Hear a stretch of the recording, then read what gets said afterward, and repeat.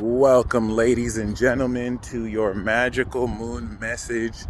This is the Peace Dealer, and the moon is in Aries, and the sun is in Taurus.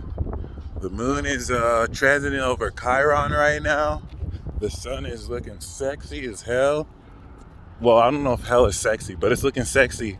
And yeah, I mean, if you find like eternal torture and pain sexy and that's your thing, then that's the sun right now. But other than that, you know what I mean, the moon is in Aries, and this is making a balsamic face to the sun in Taurus, 12th house, taking in this subtle manifestation, divine manifestation of energies from the 11th, and getting ready to release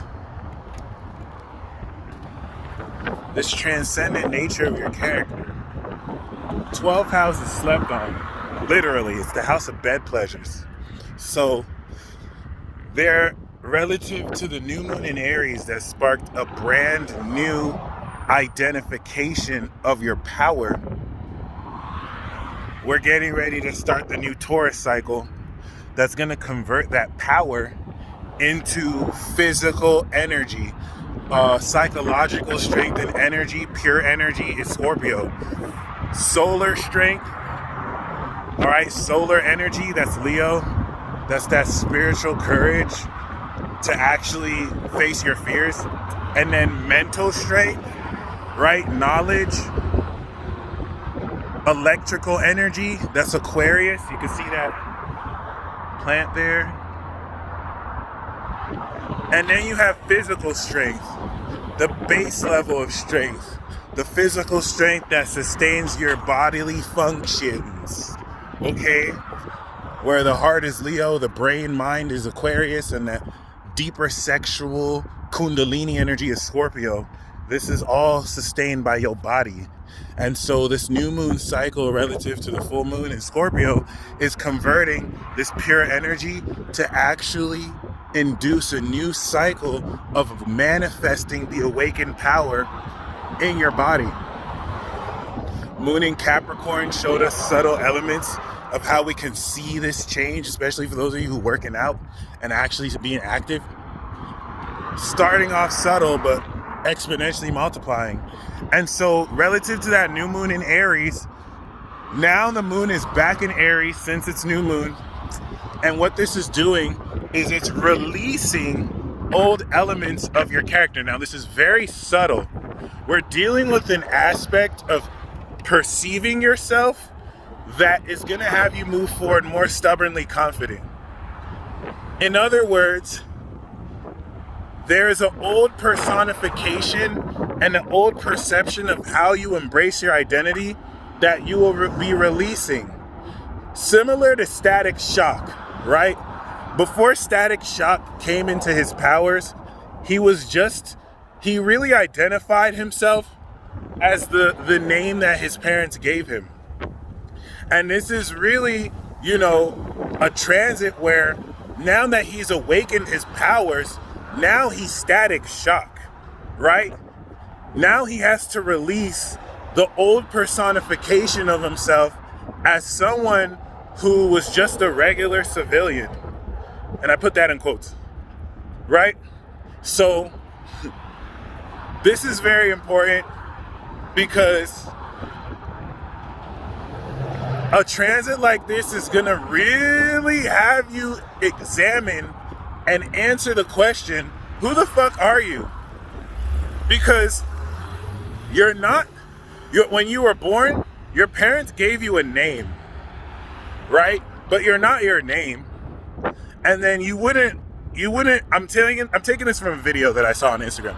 You wouldn't go into work and be like, my body's calling off sick, right? You have a body, you have a spirit, which has an intellect, you have a heart, you have endocrine systems, you have auto nervous systems, but that's not you. That's what you have, right? You have a name, you are assigned a race, a nationality, You are assigned a number if you live in America or other countries. You have an ID. But none of that shit is you. Like, that's not who you are. That's just what you're called. That's how you're labeled. That's how you're identified. And what you're gonna realize, especially with a transit like this, is a lot of people still don't know who they are. A lot of people still lie to themselves and make themselves believe that they're sexual orientations. Like, I'm not straight. I'm not a straight man. I'm me. I'm a soul.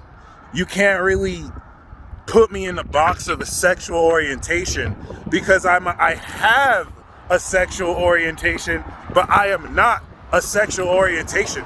So you can't look at people like they're this or that. That's unrealistic. It'll just betray your expectations because all this shit is an illusion meant to distract you from who and what you truly are.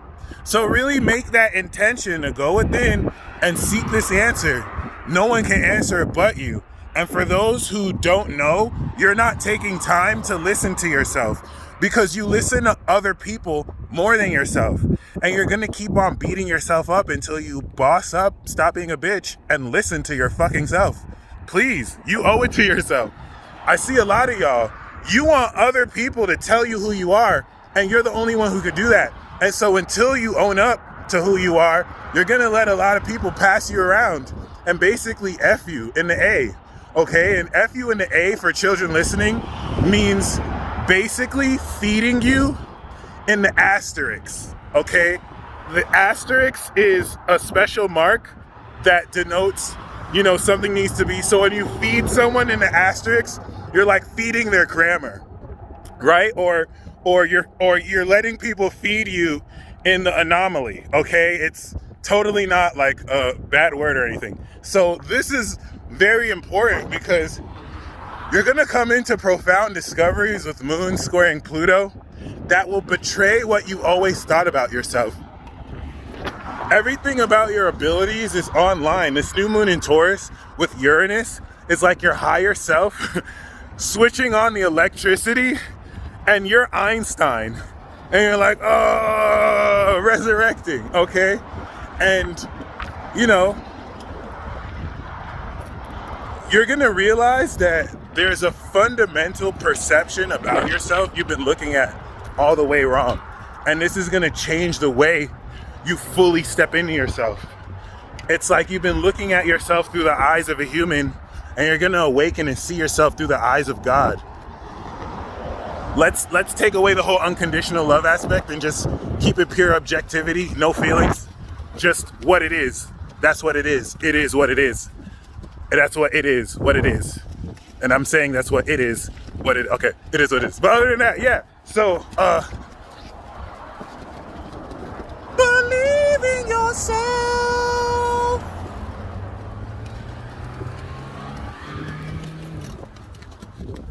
Angel Michael. All right, other than that, this is so very important. Temperance. What you're going to uncover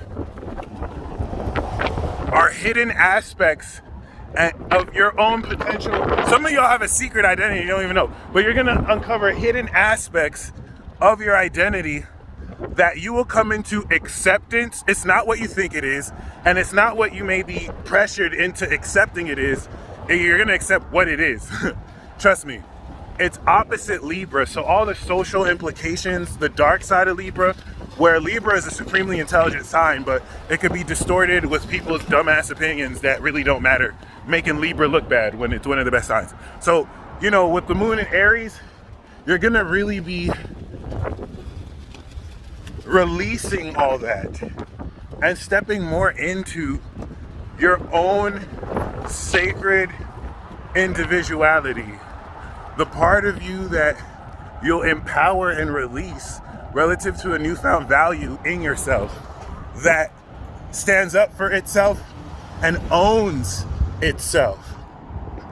You're like your own slave master, working yourself, cracking that whip. That was probably one of the worst analogies I've ever used. But other than that,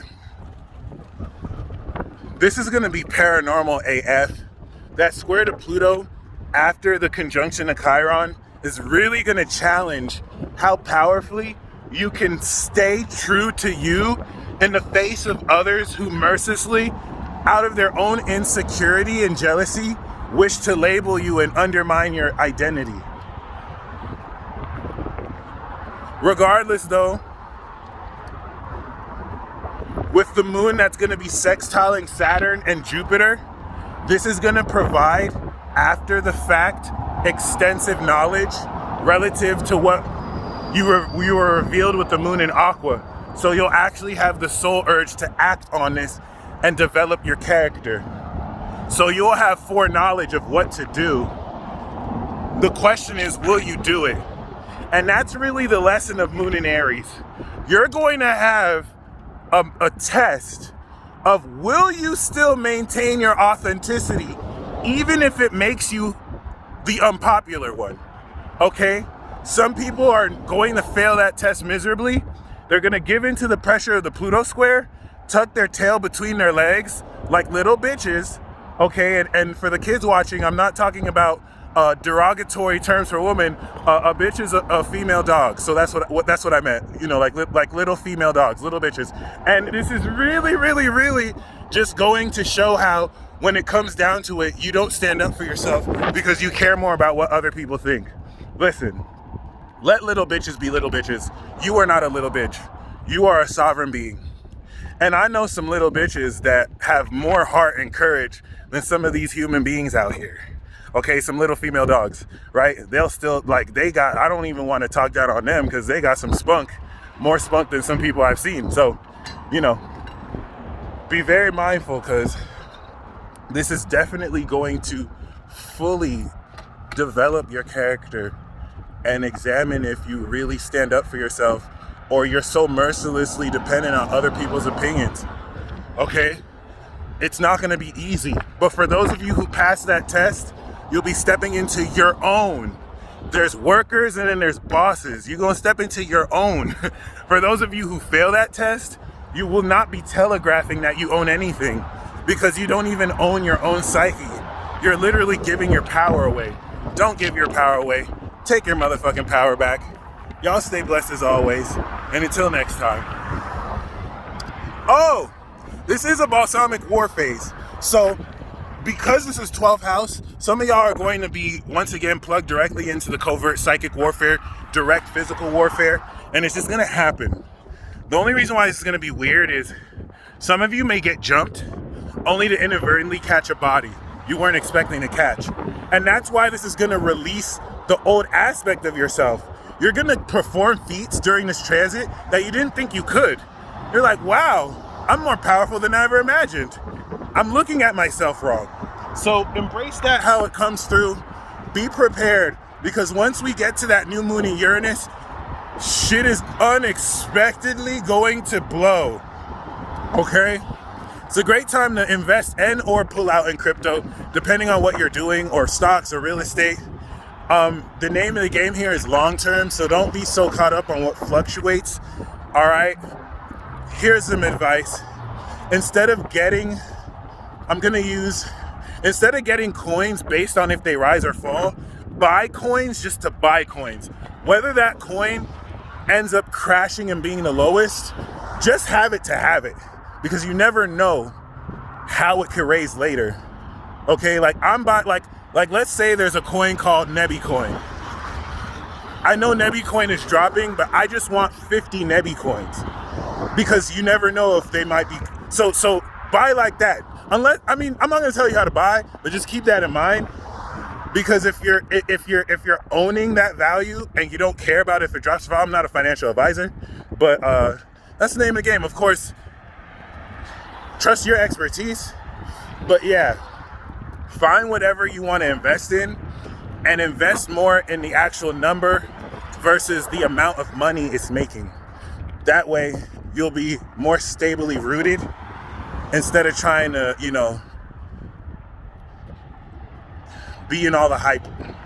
Regardless though, miracles. You're going to receive at least 2 miracles about how powerful you are and how amazing you are. Y'all stay blessed as always once again. And until next time.